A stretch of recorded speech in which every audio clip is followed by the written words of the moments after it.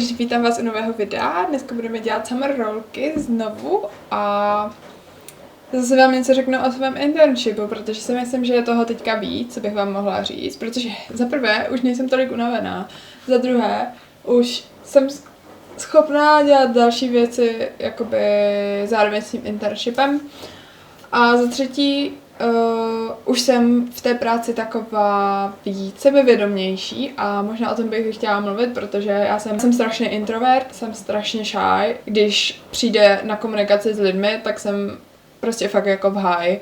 Takže o tom všem budu povídat, ale první věc, co musím udělat, je, že musím naložit tofu do něčeho, protože Filip, tak on nesnáší obyčejné tofu. Mně je to jakoby jedno, protože já s ním cokoliv. Našla jsem si recept. Jmenuje se to sladkokyselá marináda. 1 lžíce syrupu, 1 lžíce sojové omáčky, 2 lžíce olivového oleje a 2 lžíce citronové šťávy. Takže zkusíme to, uvidíme.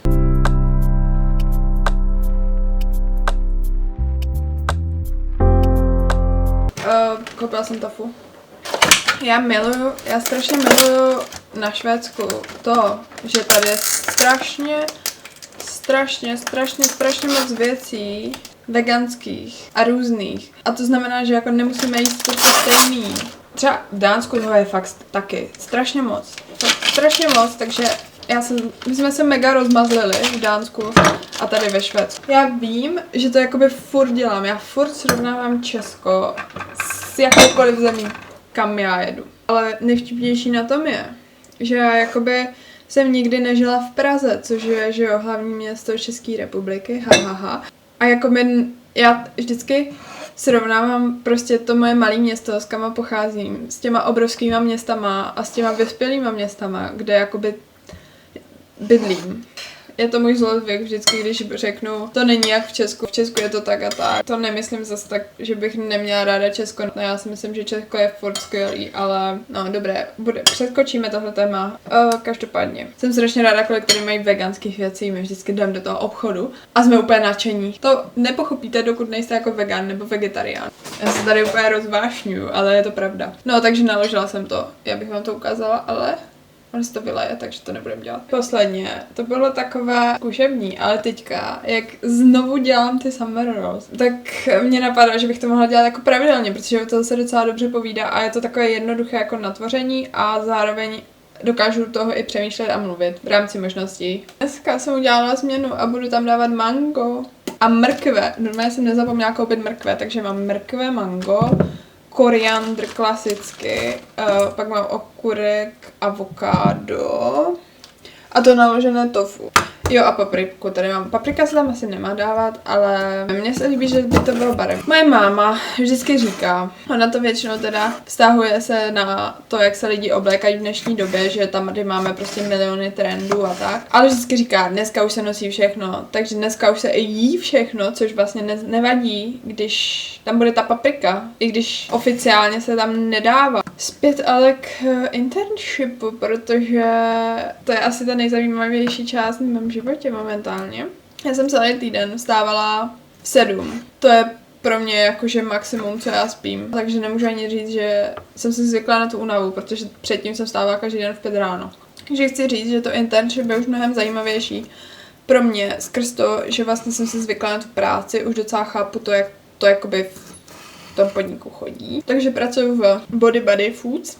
Myslím, že Body Buddy Foods to je snad na Instagramu a pak Body Buddy to je jakoby reálně. Ale je to taková kavárna / pekárna, ale není to typická pekárna, jakoby, že bych se tam dala koupit chleba. Je to teda typ podniku, který mě zajímá a který bych třeba v budoucnosti chtěla mít. Proto mi to dělá takovou radost a proto se jako samozřejmě chci naučit co nejvíc. Oni tam vlastně si dělají všechno sami. Všechno je tam homemade.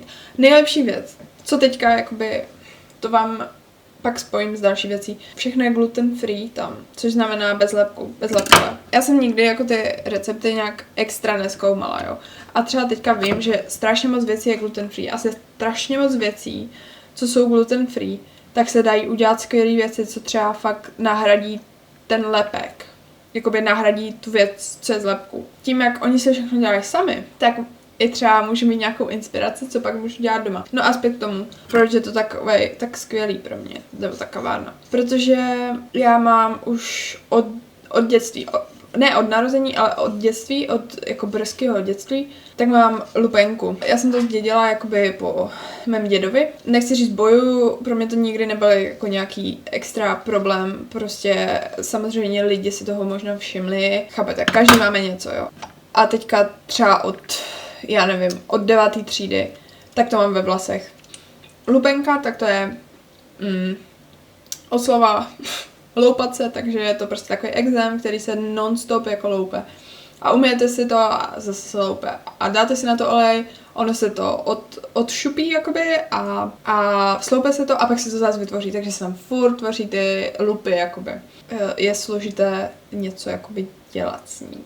Ještě v těch vlasech, protože, já to hned řeknu. Protože jak je to ve vlasech, tak vlastně používáte nějaký věci, že jo, na vlasy, který třeba nejsou tak šetrný k té pokožce, ale jsou dobrý na ty vlasy.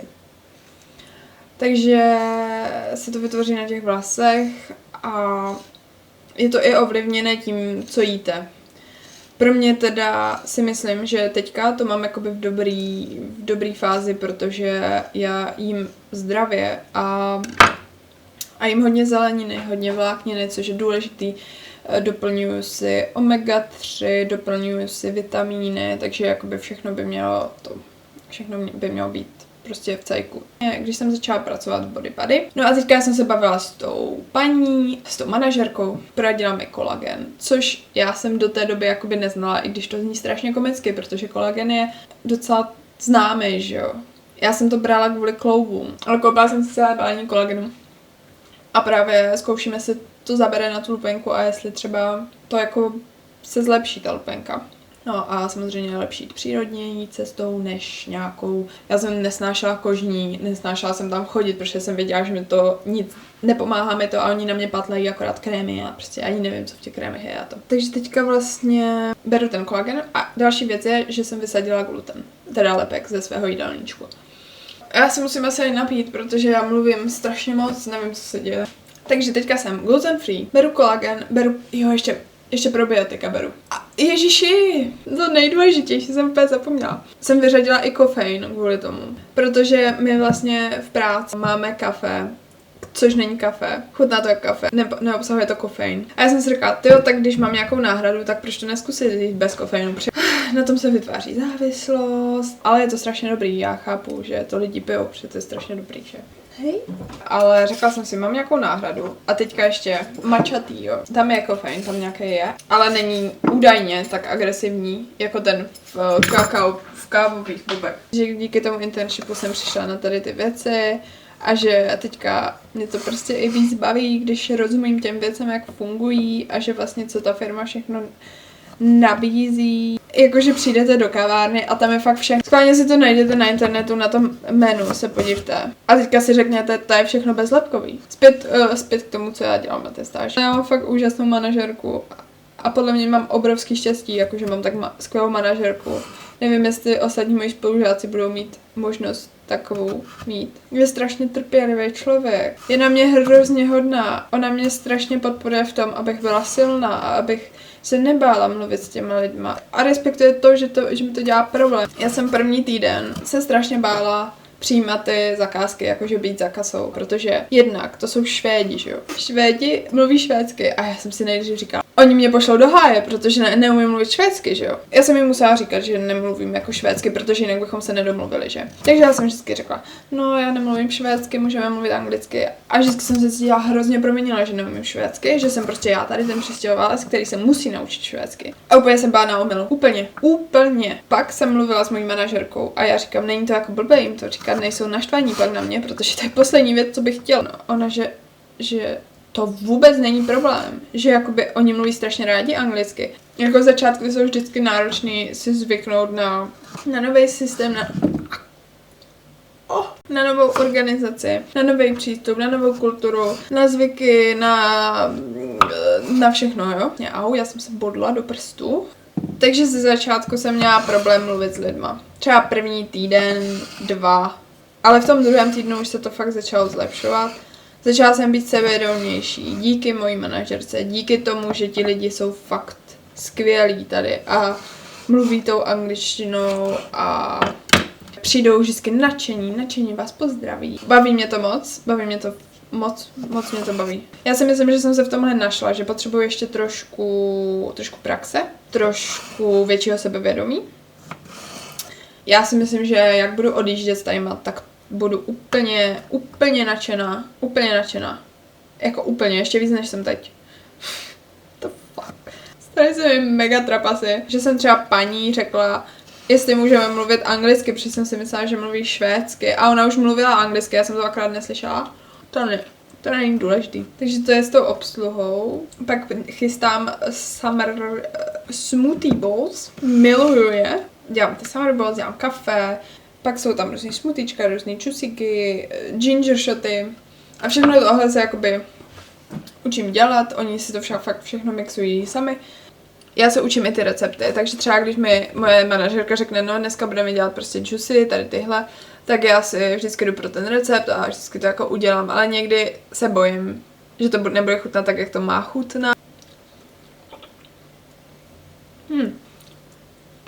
Teďka já jsem měla celý týden, že jsem chodila na 9. Já jsem byla vyspaná, takže my jsme třeba potom šli prostě na jídlo, do parku.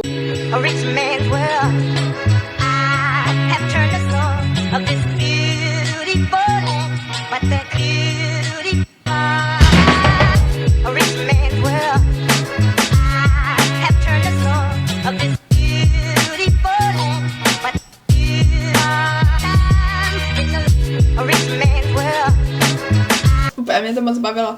Samozřejmě všichni jste vítáni v Body Buddy. Avokádo meš, nejlepší. My děláme vlastní knäckebrod, což je jakoby švédský typický chleba. Něco jako krekry u nás. Tam není nic, co by chutnalo špatně. Fakt, tam nic není. Takže tohle jsem vytvořila za tu dobu, co jsme si povídali. Já jsem zjistila teď strašnou zprávu. Já jsem zjistila, že v sojové omáčce je gluten. Nechápu proč, ale fakt. Co?